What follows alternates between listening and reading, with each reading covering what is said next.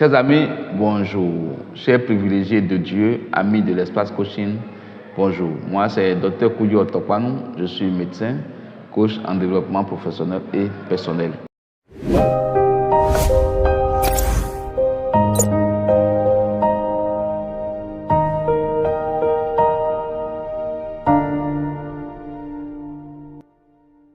Aujourd'hui, nous allons aborder sur notre chaîne d'Oser, l'audace d'oser, nous allons aborder le thème sur les lois pour réussir en affaires. 7 lois pour réussir en affaires. Oui. Alors, qu'est-ce que nous allons dire pour réussir en affaires? Qu'est-ce qu'il faut savoir faire?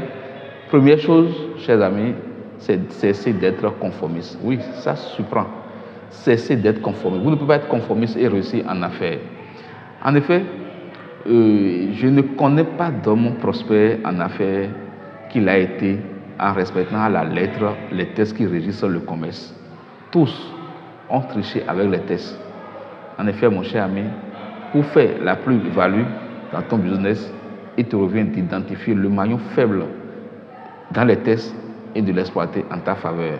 Tous les riches l'ont fait pour s'enrichir. Alors ce n'est pas à toi de faire le saint si tu veux réussir en affaires. La sainteté et les affaires, point d'interrogation. Alors, deuxième loi pour réussir en affaires, c'est cesser d'avoir peur. Oui, vous devez cesser d'avoir peur. La peur est le premier ennemi du succès. En effet, la peur paralyse tes initiatives et inhibe ton esprit de créativité. Alors donc, pour réussir en affaires, tu dois créer. Pour réussir en affaires, tu dois innover. Et si tu as la peur d'innover, si tu as la peur de créer, tu ne peux pas avancer. Tu ne peux rien proposer aux autres. Tu ne peux pas leur exposer de nouvelles idées. Tu ne peux pas proposer une nouvelle entreprise. Alors, il faut que tu cesses d'avoir peur. Oui. Troisième élément que nous allons aborder dans les 7 lois pour réussir en business, pour réussir en affaires, c'est d'apprendre des erreurs des autres. Très souvent, nous nous intéressons aux histoires du succès des autres. Tout le monde veut savoir comment tel homme a réussi à monter son empire financier. Mais personne ne veut connaître les moments d'échec ou les erreurs qu'il a connues pour en arriver là.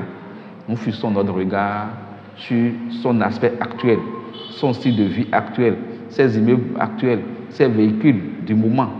Mais personne ne demande mais comment il a pu s'en sortir quand il a fait faillite pour la première fois.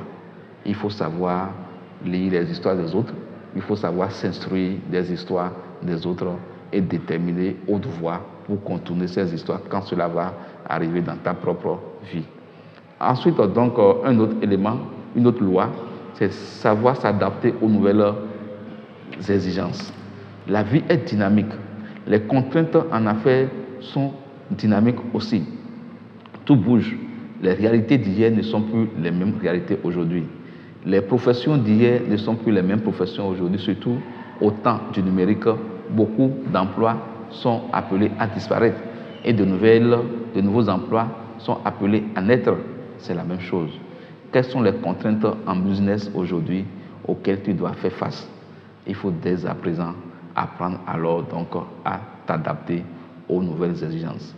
Les nouvelles exigences fiscales, comment ça se présente aujourd'hui? La loi de l'État sur la fiscalité aujourd'hui, comment ça se présente dans ton pays? C'est important de savoir t'adapter à cela pour pouvoir t'en sortir. C'est intéressant de bien vouloir connaître pour également en déterminer les failles et en profiter pour pouvoir grandir dans ton business. L'autre élément, l'autre loi, c'est de toujours lire. Lire et toujours lire. La lecture est une puissante arme pour connaître le succès. À travers la lecture, tu rencontres de nouvelles opportunités, tu apprends de l'expérience des autres et tu renforces ta pensée, ce qui définit ta propre vie. C'est pour ça que je vous propose, je vous suggère vivement de lire la clé de votre développement personnel pour renforcer davantage, renforcer votre personnalité et grandir en développement personnel et professionnel. Autre loi pour réussir en affaires, c'est de savoir vendre. Toute notre vie est une vie de vente. Ainsi, pour gagner, tu dois savoir aussi vendre. Tu as une idée, tu as initié une opportunité, tu as créé un business, tu dois forcément développer autour de cela une meilleure stratégie de vente. La vente est le seul moyen de transformer ton idée en un mécanisme propice qui te génère des ressources. Chers amis, c'est très important. Tout se vend dans la vie. Même toi-même qui m'écoutes, tu es un article qu'on peut vendre. Tu peux vendre ton temps, tu peux vendre ta connaissance, tu peux vendre tout ce que tu as pour t'enrichir. Alors, chers amis, n'oublie pas, c'est une loi pour réussir en affaires, c'est une loi pour réussir en business. Ensuite, la dernière loi, c'est la loi de la persuasion éthique. Oui, la persuasion éthique est là de convaincre quelqu'un à acheter ce dont il a besoin. En effet, si tu disposes d'une meilleure idée, d'un objet de bonne qualité et très utile, mais si tu ne sais pas comment le faire acheter par autrui, tu n'aurais rien fait. Mon cher ami, il faut savoir persuader afin de transformer le prospect en client. Ceci est très important. Nous venons d'aborder donc les 7 lois pour réussir en affaires, pour réussir en business. Nous sommes sur la chaîne de développement personnel et professionnel, la chaîne de l'audace d'oser. Dieu est dans l'action, Dieu est dans agir, Dieu a toujours béni celui qui pose des actes. Alors, si tu as aimé cette vidéo, n'oublie pas de la partager, n'oublie pas d'acheter la clé de votre développement personnel pour grandir et faire grandir également ton entourage. Ayons l'audace d'oser. À la semaine prochaine.